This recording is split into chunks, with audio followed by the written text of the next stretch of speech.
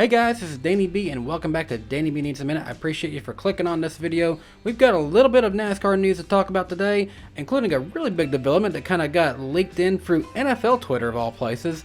But before that, I just want to say, hey, the NASCAR award show was very fun. I am so glad I got to be a part of that. Thanks so much to NASCAR for having me there and for allowing me to be part of everything. We got to check out the red carpet and interview your favorite drivers there, and we got to have full media availability with the drivers before that.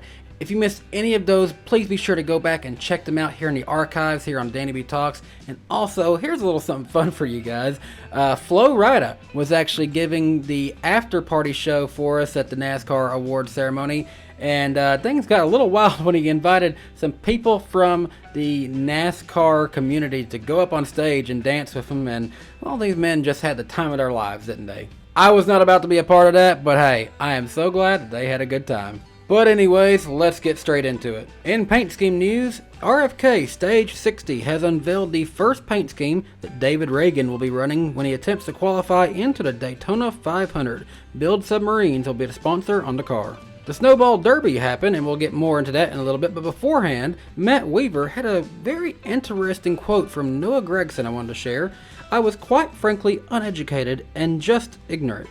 Selfish and closed-minded," says Noah Gragson, who has completed NASCAR sensitivity training and is working with a sports psychologist and vows to improve in all areas moving forward. Check out Matt's article on SportsNot for more on this. Announced during the NASCAR Awards, shocking here, Chase Elliott is the most popular NASCAR Cup Series driver. Hailie Deegan was the most popular NASCAR Truck Series driver, and Justin Allgaier was the most popular driver from the NASCAR Xfinity Series. In F1 news, Adam Stern said that Logan Sargent will return to F1 with Williams Racing for the 2024 season. Also announced during the NASCAR Awards ceremony, NASCAR fan Molly Moran has won the NASCAR Foundation's 2023 Betty Jane France Humanitarian Award, and because of this, her charity she works with, Comfort Zone Camp, will receive a $100,000 donation from the NASCAR Foundation. In the press release given to us by the folks at NASCAR Communications, Molly Moran was quoted as saying, "It means the world to win the Betty Jane France Humanitarian Award and to be able to help more kids go to camp and realize they are not alone in their grief. To be able to win a $100,000 donation to Comfort Zone Camp and to send 200 more kids to camp, we are so grateful to the NASCAR Foundation and the France family for this award." Now, I thought that maybe this would happen, but since Busch Beer is coming over to Ross Chastain, this perhaps is ending relationships with some of their existing sponsors from the previous years. And as such, Ross Chastain announced that unfortunately Advent Health will no longer be a partner on the one car for 2024. Ross said, "Unbelievable memories with an unbelievable organization. Thank you for believing in me. Thank you for believing in the teams that believed in me too.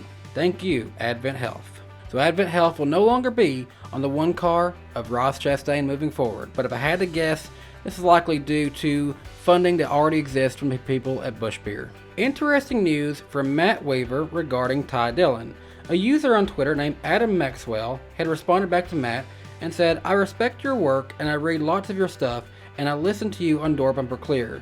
But you're telling me Dale Jr. didn't get correct information?" This is in regard to news that Dale Jr. shared on Dale Jr. Download that suggested that Ty Dillon would be going to Kaulig Racing. Furthermore, Adam Maxwell added, he must have trusted the source to say it on the download, and Bob Pockris has been saying he's the favorite for that car for a while. Even myself, I had suggested that Ty Dillon was likely going to that car. Matt Weaver said, "That's exactly what I'm telling you, and Dale has been told that too. We were told that information was incorrect the same day in the same place. No disrespect to anyone, but just hang tight on that story." So Ty Dillon may very likely not be going to Kaulig Racing. The 2023 running of the Snowball Derby is complete, and NASCAR Craftsman Truck Series driver Ty Majeski has picked up yet another win in the Snowball Derby. But it was not without some controversy, as Bubba Pollard and Stephen Nasse got together battling for the lead with less than 10 laps to go, which helped set up Ty Majeski to take the win. And before that, with about 18 to go, a huge crash happened when Noah Gragson got turned around after missing a shift. If you didn't get a chance to watch that race, you missed out on a good one. And finally, while a lot of my Twitter was really up in arms over the college football playoffs, and me rightfully so as well with them, but in the world of NFL, some NASCAR news was slipped out. JP Finlay from NBC Sports had posted a video clip saying that former Washington Commanders coach Joe Gibbs was at the football game, and he was seen introducing somebody to Christopher Bell, who currently drives for him, but he also introduced him to Aric Almirola. Take a listen to what he said.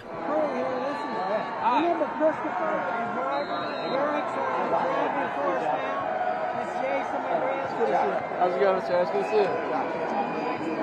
It's a little hard to hear, but yes, he did say Aric is driving for us now.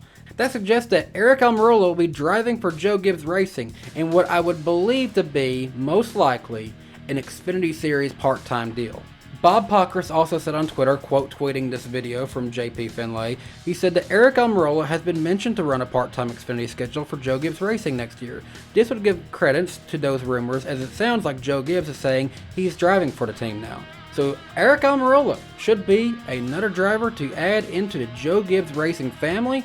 So I know he's wanted to have a good opportunity to run part-time, and this is exactly what I think he's been looking for. So look for Aric Almirola to be driving for Joe Gibbs Racing part-time in the Xfinity Series next year. But that's all I've got for today on Danny B Needs a Minute.